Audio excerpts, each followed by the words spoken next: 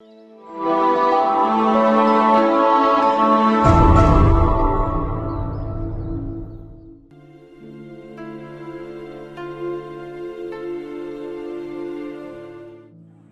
خداوند میں میرے عزیز بھائی اور بہنوں، آج ہم سال کے دوران 22ویں آمد وار کی عبادت میں شریک ہیں، اور آج خدا کا کلام ایک انتہائی اہم مسیحی خوبی کی طرف ہماری توجہ معزول کرواتا ہے، اور وہ خوبی ہے عاجز ہونا۔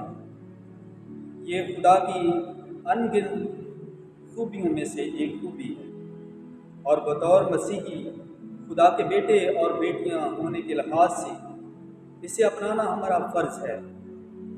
آج کے دن ہمیں یہ موقع دیا گیا ہے کہ ہم یسوع مسیح کے نقش قدم پر چلیں، جو حلیمی اور عاجزی کا پیکر ہے۔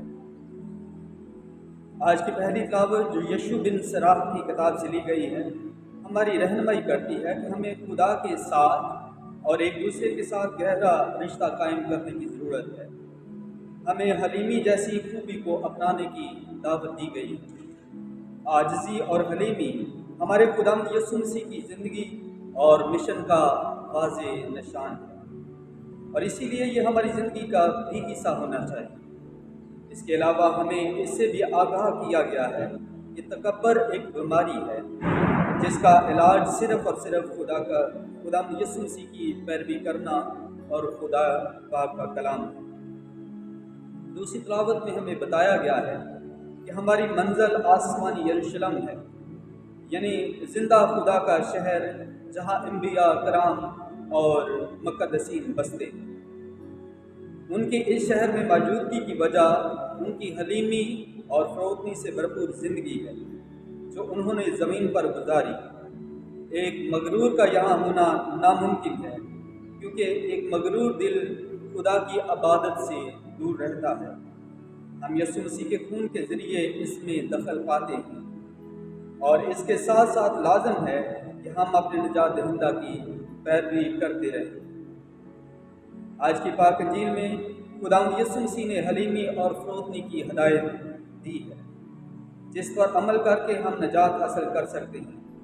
اس کی لازوال تعلیم اول کو آخر اور آخر کو اول کر دینے کی قوت رکھتی ہے۔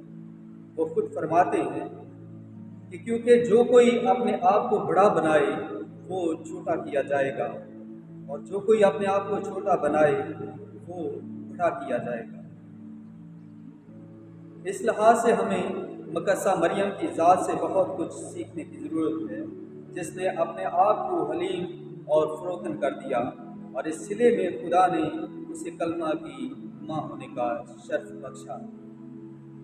اسی خداوند میں میرے عزیز مومنی، بنی اسرائیل قوم میں ہفتے کے روز دوپہر کا کھانا کوئی عام کھانا نہیں ہوتا تھا، بلکہ یہ ایک ضیافت تھی جہاں رشتہ دار اور دوست ملتے، مختلف موضوعات پر بات ہوتی، جس میں سیاسی، خاندانی، سماجی، مذہبی اور اخلاقی موضوعات شامل ہوتے تھے۔ ربی ایسے ہی موقع کا فائدہ اٹھا کر لوگوں کو تعلیم دیتے تھے۔ اسی طرح یسوع مسیح نے بھی اپنی بہت ساری باتیں کھانے کے میز پر سے ہی لوگوں تک پہنچائی ہیں۔ آج کی پاک انجیل میں بھی ایک ایسی ہی ضیافت کا ذکر کیا گیا ہے، جس میں لوگوں کی حیثیت کے مطابق ان کی درجہ بندی کو ملحوظ خاطر رکھا گیا ہے۔ یہاں مرکز میں معزز مہمان، ان کے ساتھ میزبان، اور پھر باتدریج نشستیں سماجی حیثیت، مذہبی پہنچ، دولت اور عمر کے مطابق ترتیب دی گئی ہے۔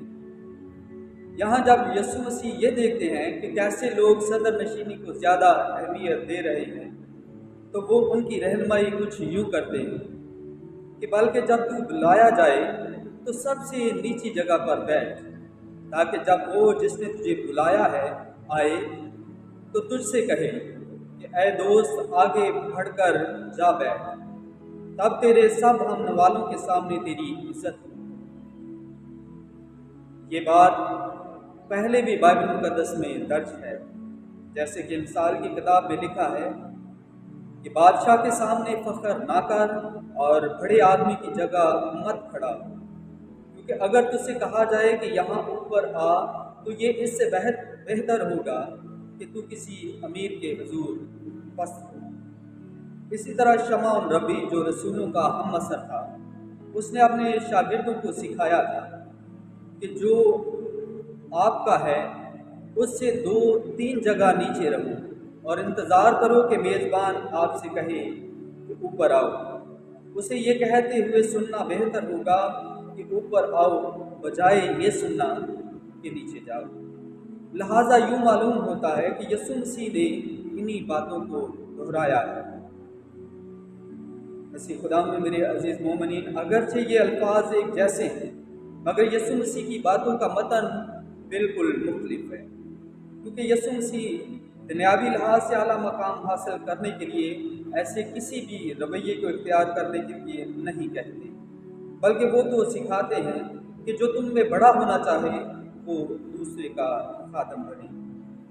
یہاں تک کہ وہ تو انہیں اعزازی الفاظ بھی استعمال کرنے سے منع کرتے ہیں، جیسے کہ لکھا ہے، مگر تم ربی نہ کہلاؤ کیونکہ تمہارا مرشد ایک ہی ہے اور تم سب بھائی ہو، اور زمین پر کسی کو باپ نہ کہو کیونکہ تمہارا باپ ایک ہی ہے جو آسمان پر ہے، اور نہ تم مرشد کہلاؤ کیونکہ تمہارا مرشد ایک ہی ہے یعنی المسیح۔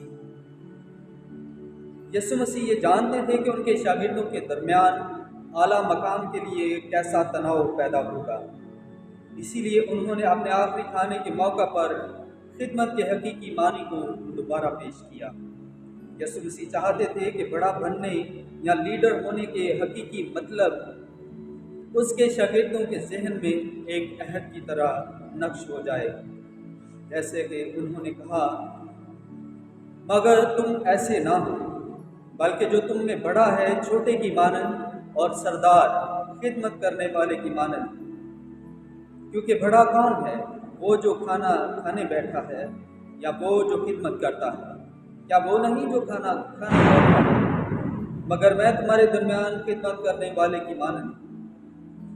اس کے بعد یسوع مسیح اس فریسی کی طرف متوجہ ہوتے ہیں جس نے اسے مدعو کیا تھا کہ جب تو چاشت یا عشائیے کی تیاری کرے تو اپنے دوستوں یا بھائیوں یا رشتہ داروں یا دولت مند پڑوسیوں کو نہ بلا، ایسا نہ ہو کہ وہ بھی تجھے بلائیں اور تیرا بدلہ ہو جائے۔ اس میں اس فریسی کا کوئی قصور نہیں ہے، کیونکہ بنی اسرائیل کی روایت صرف 4 قسم کے لوگوں کو مدعو کرنے کا حکم دیتی ہے، جس میں دوست، بھائی، رشتہ دار اور امیر پڑوسی ہیں۔ ایک فریسی کو ایک محصول لینے والے کے ساتھ بیٹھانا آسان کام نہیں ہے۔ یسوع مسیح حقیقت میں اپنے شاگردوں کو سکھانا چاہتے ہیں کہ ان کے رویہ جات فریسیوں کے رویہ جات سے مختلف ہونے چاہیے۔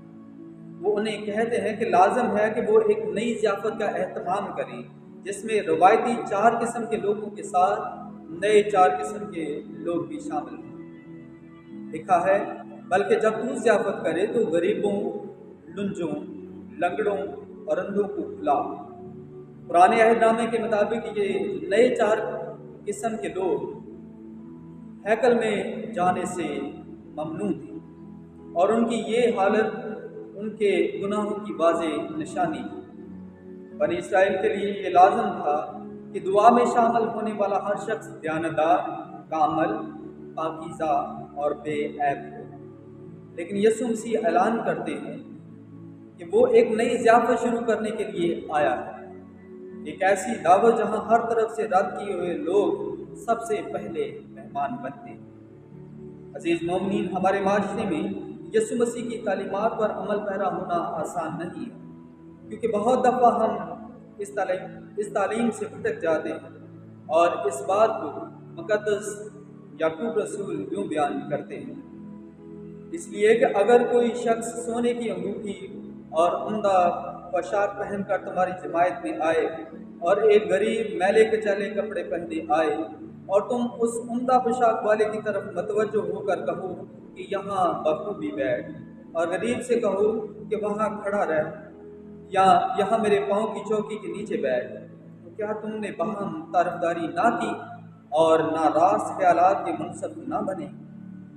غریب अंधे, अपाहिज और लंगड़े लोग उन लोगों की नुमाइंदगी करते हैं जिन्होंने ज़िंदगी में गलत काम किए। ये उन लोगों की अलामत है जो पाक अंजील की रोशनी के बगैर चलते, ठोकर खाते, गिरते और अपने आप को नुकसान पहुंचाते हैं। इसीलिए यसु मसीह उन्हें बचाने के लिए ज़ियाफ़त की तरफ इशारा करते हैं, और ऐसा करने वाले लोगों का सिला भी यसु मसीह ने खुद ही बयान किया है। और तू मुबारक होगा क्योंकि उनके पास कुछ नहीं कि तुझे बदला दे, मगर तुम्हें रास्तबाजों की क़यामत में बदला दिया जाएगा। अजीज़ मोमिनीन, इस बयान की भी वजाहत करने की ज़रूरत है, क्योंकि अगर सिर्फ हम सिले को जहन में रखकर गरीबों की मदद करते हैं तो ये भी एक खुदगर्जी का रवैया है। हमारा ये अमल किसी मगरूरी या बर्तरी की वजह से नहीं होना चाहिए। यकीनन किसी बुरे शख्स से अच्छी चीज़ तलाश करना आसान नहीं है। इंसानी आँख ऐसे लोगों में कभी भी अच्छाई तलाश नहीं कर सकती, लेकिन जब हम अपनी बसारत का इलाज खुदा के कलाम और यसु मसीह की ज़ात की रोशनी में करते हैं तो फिर हमें दूसरों में अच्छाई नज़र आती है। फिर हम अपनी खुशी नहीं बल्कि खुदा की खुशी तलाश करते हैं, और खुदा की खुशी दूसरों को मोहब्बत करने में है।